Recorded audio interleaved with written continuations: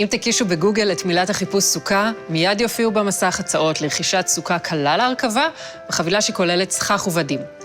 קליק אחד והסוכה אצלכם בבית. אבל פעם, לפני שהכל נעשה בייצור המוני בסין, דרשה כל סוכה תכנון חומרים ולא מעט עבודה.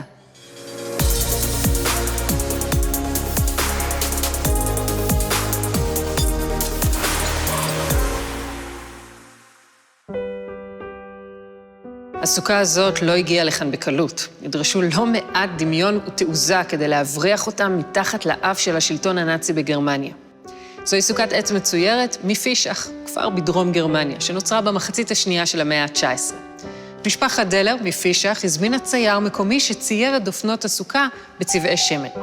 בדופן המרכזית מצוירת ירושלים, ובמרכזה הכותל המערבי.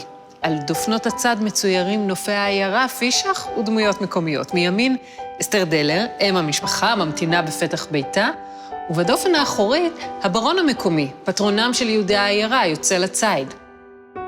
הסוכה שימשה את המשפחה עשרות שנים, ורגע לפני פרוץ מלחמת העולם השנייה, הבריחה אותה מגרמניה בעורמה ברטה פרנקל, מכרה של המשפחה. ברטה הצמידה את לוחות הסוכה אלה לאלה, כשפניהם המצוירות אינן נראות, ולפקידים הנאצים הסבירה שהם ישמשו אותה לבניית ביתה החדש בארץ ישראל. לא מאוד רחוק מפישך שוכנת העיר סגד שבהונגריה. משם הגיעו הלוחות המצוירים האלה, המיועדים לקישוט הסוכה. הם צוירו בצבעי שמן על בד, ורק מאוחר יותר הודבקו הלוחות עץ. על 7 מתוך 9 הלוחות מצוירות דמויות האושפיזין, אורחים בארמית. 7 דמויות מקראיות מרכזיות, אברהם, יצחק ויעקב, משה ואהרון, יוסף ודוד.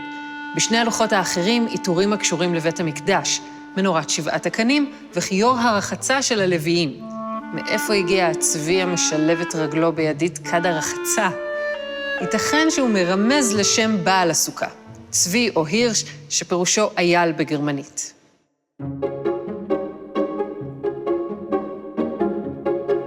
שנות ה-20 של המאה ה-20. איקאה עדיין לא נכנסה לחיינו, אבל סוכה בהרכבה עצמית כבר יש. רוזה פרוידנטל, אלמנה יהודייה שחיה בברסלאו, אז חלק מגרמניה, הקימה בית מלאכה שמטרתו להקנות לילדים מושגים במסורת היהודית באמצעות משחקים וצעצועים. היא נעזרה במעצבת קתולית צעירה, ויחד הן עיצבו סוכת קרטון בדפוס צבעוני להרכבה עצמית, שעברה בהצלחה בדיקה דקדקנית אצל רבנים. סוכה מיניאטורית שמתאימה בדיוק לגודל הידיים של ילדים וילדות. הסוכה היא אומנם מבנה ארעי ששימש את עם ישראל בנדודיו במדבר, אך מנהג בניית הסוכה שממשיך להתקיים בכל שנה, והמאמצים שהשקיעו יהודי הגולה בבניית סוכות, בקישוטן ובשימורן, מלמדים על השאיפה שלהם להעביר את הסוכה מדור לדור ולקיים את המסורת לנצח.